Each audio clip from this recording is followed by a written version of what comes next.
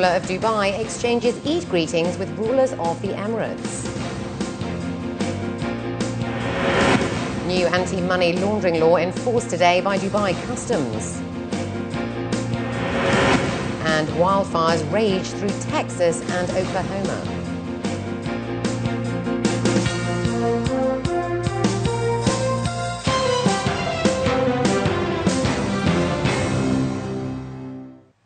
This is 7 National News. In our top story, the Vice President and Prime Minister and ruler of Dubai, His Highness Sheikh Mohammed bin Rashid Al Maktoum, received at Zabil Palace their Highnesses, members of Supreme Council and rulers of Emirates, Crown Princes and deputy rulers.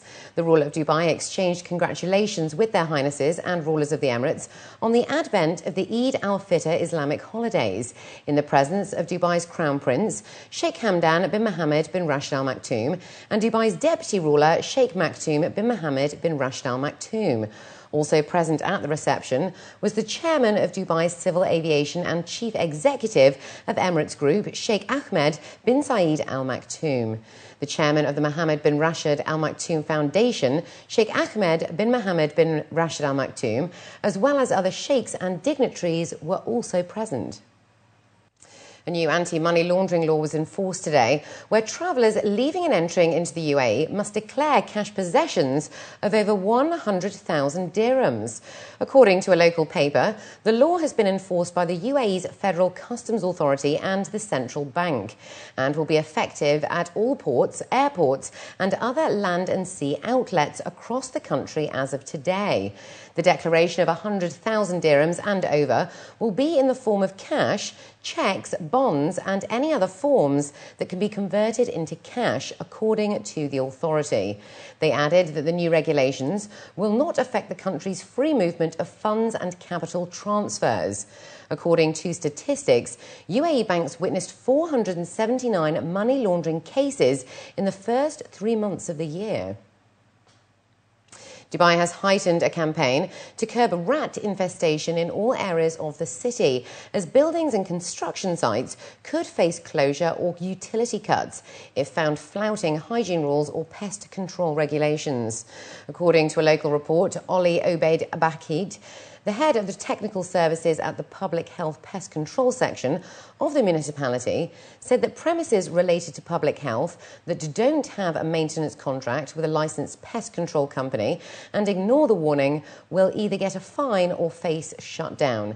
Bakit added that the municipality have issued numerous fines recently in their anti-rodent drive.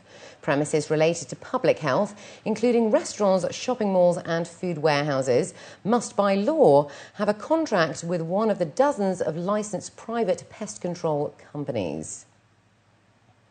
In a bid to ensure road safety, especially over the Eid holidays, local police have warned motorists to abide by traffic rules with an emphasis on pedestrian crossings.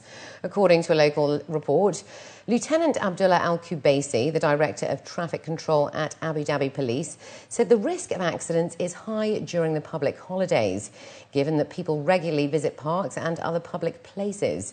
Drivers must take care while reversing, as families are out and about with young children. He further added that children must not be left unattended to cross streets. Al-Kubaisi stressed that car seats are vital for children, and those under 10 are not allowed to sit in the front of vehicles as per local regulations. And looking to news abroad now, wildfires raged throughout Texas and Oklahoma on Wednesday, threatening homes and forcing hundreds of evacuations as flames charred thousands of acres of parched land. In North Texas, firefighters were still trying to control a massive blaze that erupted in a lakefront community west of Fort Worth on Tuesday. The fire had destroyed at least 39 homes and buildings and burnt more than 6,200 acres by Wednesday evening. The Texas Forest Service has declared the current fire season to be the worst in the state's history. Forest Service officials, along with firefighters in communities across the state, have responded to 20,155 fires that have burnt a record 3.5 million acres since last November. Oklahoma has been under a state of emergency since July the 20th because of the extreme drought conditions and high fire danger. The head of the UN Refugee Agency, Antonio Guterres, said aid groups were still unable to access many of the 3.6 million Somalis at risk of starvation as he made a rare visit to the Somali's capital, Mogadishu, on Wednesday. Years of conflict and now a famine sweeping across the south of the country have swollen Mogadishu's population. Makeshift camps of tarpaulin shacks that lack running water have mushroomed across the city after an influx of over 100,000 refugees in 2 months from across southern Somalia, where a devastating drought is biting the hardest. The drought and famine have killed more than 29,000 children under the age of 5 in the past 3 months in southern Somalia alone, according to the estimates from the United States Agency for International Development.